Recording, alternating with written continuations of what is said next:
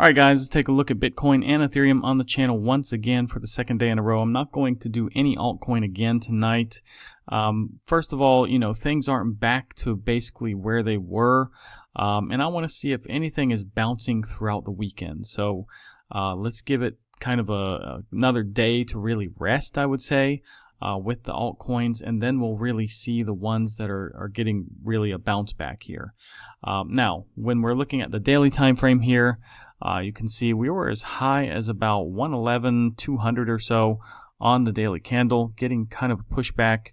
Now we are about, let's say, 30 bucks above this line right here. Now this is a daily resistance, so hopefully we can seal a daily candle above this line, and that would seal this as support. So let's see what happens a little bit later in about a few hours, but this candle will close shortly.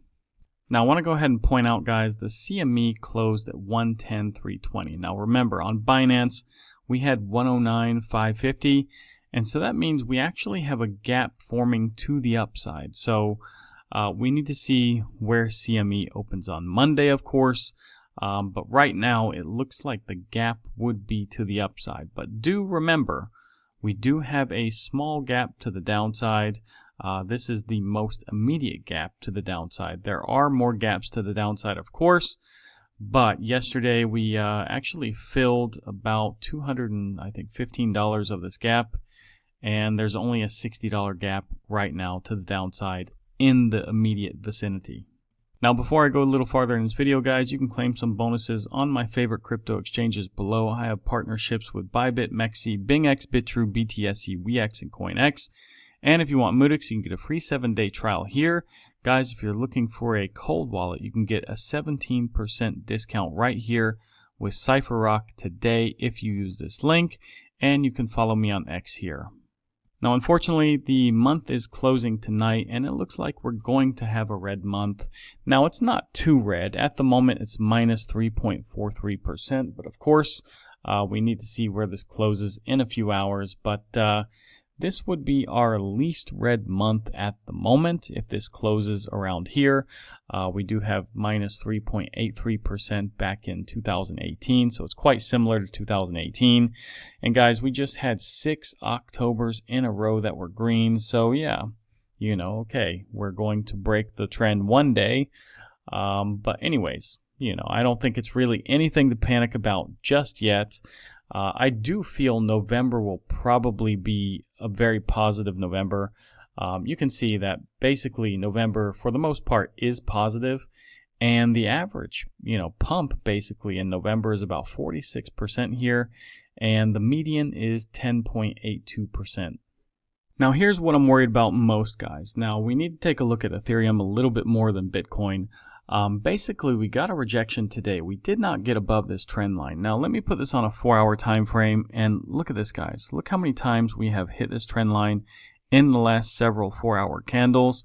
And yeah, you can see basically it has supported us quite a bit since October the 10th, and we've gotten many bounces here. Now, of course, I could probably adjust this line a little bit, and yeah, maybe we'll eventually be above it.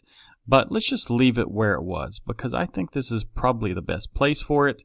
And you can see we have gotten some rejections here, so I do believe this is a good place for this trend line. Now, we are not in basically a bear market right now, but we're very close. And yesterday I did say in the video, if we break below about $3,600, we're in a bear market if we close weekly candles below that point. Now, right now, we're at 38.60, so we're still, we're quite far away from that point still, I would say, but it can happen.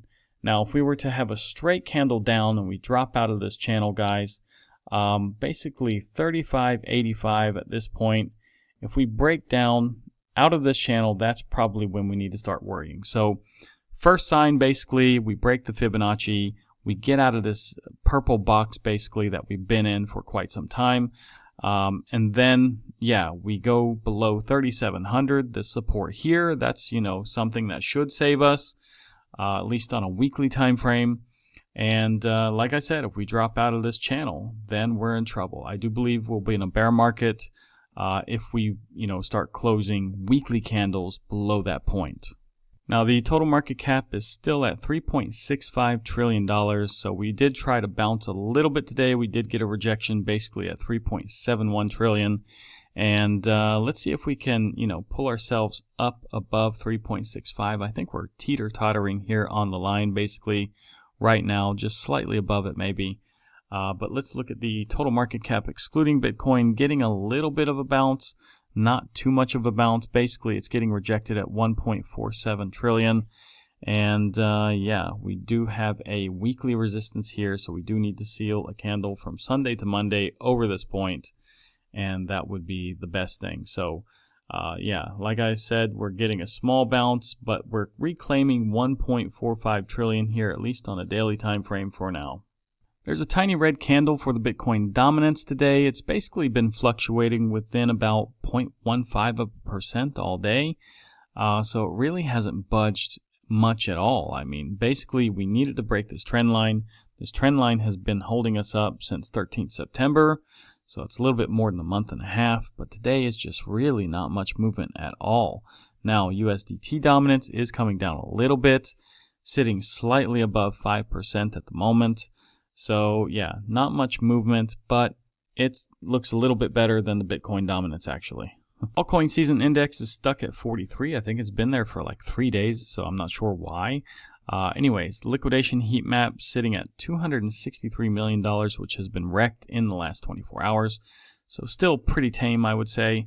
Now, fear and greed is at a 29. Yesterday was neutral at a 51, so that is interesting to see. We do have the next update in about 2.5 hours.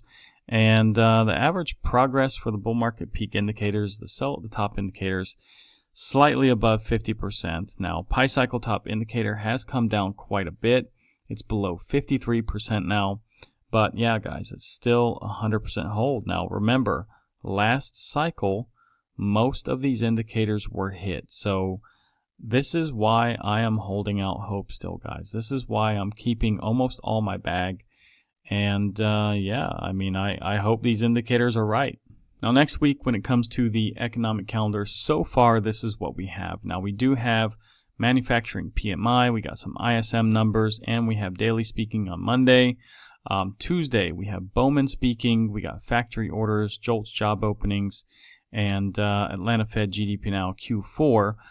Wednesday, we have ADP non-farm employment change. We got some ISM numbers, some PMI. And Thursday, we have Barr speaking, Williams speaking, Waller speaking. And if we go to Friday, we do have Michigan numbers, New York Fed one-year consumer inflation expectations, and Williams is speaking as well. So, yeah, I mean, we do have quite an eventful week next week, but how many of these numbers are actually coming out, I'm not 100% sure. We're going to get everything because the government shut down. Now, we do have a very positive day today, 0.15. Sentiment is still risk on. Trend is growing. The week was actually very positive. The month was super positive. And the year, over 5 points here. So everything is positive, really, guys. We have a lot of positive news lately, but it's just not translating to crypto. And, that's unfortunate. I do think crypto will catch up, though. But yeah, guys, I mean, just look at these numbers. I mean, across the board, we have very positive sentiment. I know this says S&P sentiment, but Bitcoin and crypto, they follow, the NASDAQ and the S&P. So yeah, whatever happens there, usually flows in the crypto eventually.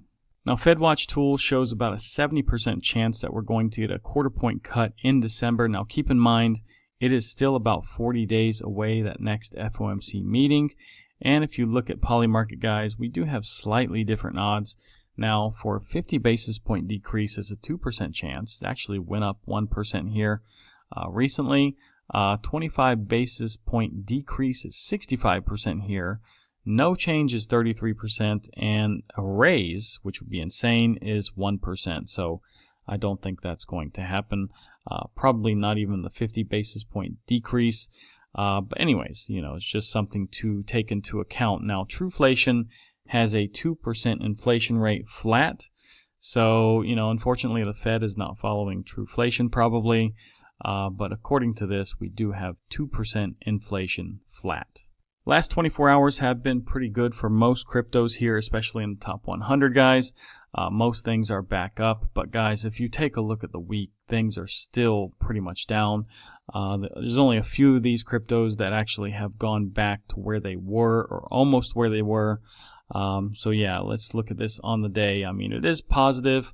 We are coming back slowly. Let's see what happens tomorrow. Like I said, I don't want to look at any alts really until tomorrow and see what is really popping off. Now, if you want to stake your coins, guys, go to Coinondo. You can type in whatever you want up here in the search. And for example, TRX, just look for Tron. I know I search for that one all the time. But anyways, there's 46 results here. And anyways, you can find almost any crypto here. And almost always do they have some results. But sometimes they don't, of course. Now, anyways, guys, if you like this video, like, subscribe, activate the bell, share this video with friends. Like I said, check out some of those deals I have below, guys. Really helps me when you use my links. And, of course, I do get some commission. It's not a very large commission, of course, unless you're trading hundreds of thousands or millions of dollars or something like this. I won't see anything more than a few pennies probably. But anyways, guys, I will try to make at least one or two videos tomorrow on some altcoins if I can. And yeah, let's give this a little bit more time to settle. And like I said, I think things are going to go up here. We just have to be very patient. We're not in the bear market yet, but be aware we are very close.